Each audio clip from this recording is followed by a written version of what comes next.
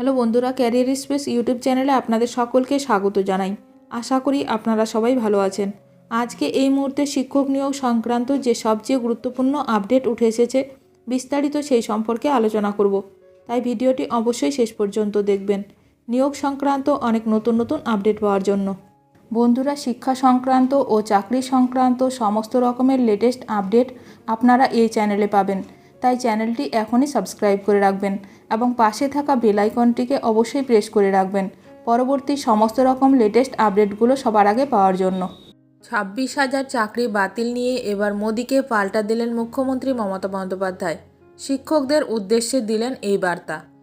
শিক্ষক নিয়োগ দুর্নীতি নিয়ে রাজ্য সরকারকে তীব্র আক্রমণ করেন দেশের প্রধানমন্ত্রী নরেন্দ্র মোদি। সপ্তম দফা ভোটের আগে মোদি এবিপি আনন্দর সিনিয়র ভাইস প্রেসিডেন্ট সুমনদের সাক্ষাৎকারে বাংলায় দুর্নীতি প্রসঙ্গ উঠে এলো।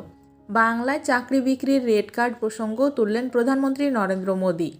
এর পাল্টা দিলেন রাজ্যের মুখ্যমন্ত্রী মমতা বন্দ্যোপাধ্যায়। বিজেপিকে চাকরি খেকো বলে আক্রমণ মুখ্যমন্ত্রী মমতা বন্দ্যোপাধ্যায়ের। দুর্নীতি ইস্যুতে মোদিকে পাল্টা আক্রমণ করে তৃণমূল নেত্রী বলেন, বিজেপি তো নিজেরাই লুঠেরা, কার টাকা কাকে ফেরত দেবে? 10 বছর আগে বলেছিলেন কালো টাকা ফেরত আনবেন, আনতে পেরেছেন? মাফিয়াকে বিজেপির ওয়াশিং মেশিনে ঢুকিয়ে কালোকে সাদা করেছেন। শিক্ষক নিয়োগ দুর্নীতি নিয়ে রাজ্য সরকারকে তীব্র আক্রমণ করেন দেশের প্রধানমন্ত্রী নরেন্দ্র মোদি। মুখ্যমন্ত্রী মমতা বন্দ্যোপাধ্যায় আরও বলেন, চাকরি খেকোর দল 26,000 শিক্ষকের চাকরি খেয়েছে, কিন্তু আমরা শিক্ষকদের পাশে ছিলাম, আছেই থাকব। আমরা সুপ্রিম কোর্টে গেছিলাম, সেখানে চাকরি বাতিল স্থগিতাদেশ দিয়েছে। নিয়োগ দুর্নীতি প্রসঙ্গে প্রধানমন্ত্রী নরেন্দ্র মোদি বলেন, বাংলায় তো চাকরি বিক্রির রেড কার্ডও রয়েছে।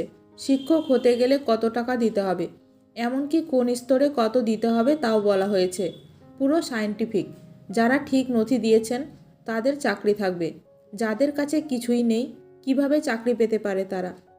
সাধারণের টাকা রাজকোষ ভরানোর জন্য নয় বলে দাবি করে তিনি বলেন, জনতার টাকা তো জনতারই পাওয়া উচিত। ন্যায় সংহিতায় এই সংস্থান রয়েছে। সাধারণের টাকা তো রাজকোষ ভরানোর জন্য নয়। আমার চিন্তাভাবনা বলে এই টাকা সাধারণেরই পাওয়া উচিত। টাকা কে কাকে দিয়েছে খুঁজে বের করতে হবে। আমি জানি না, কিন্তু ফাইল নথিরা জানে। আমার লিগ্যাল টিমকে বলেছিলাম যে এই নথি দেখতে। ইডির বাজেয়াপ্ত করা প্রায় 3,000 কোটি টাকা রাজ্যের গরিব মানুষদের ফেরাবো।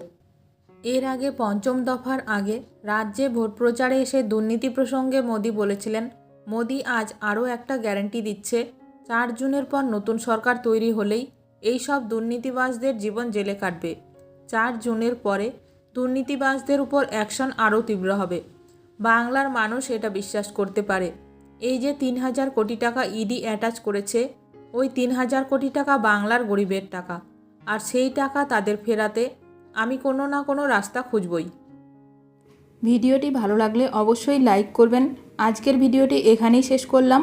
নতুন কোনো আপডেট নিয়ে দেখা হবে নেক্সট ভিডিওতে।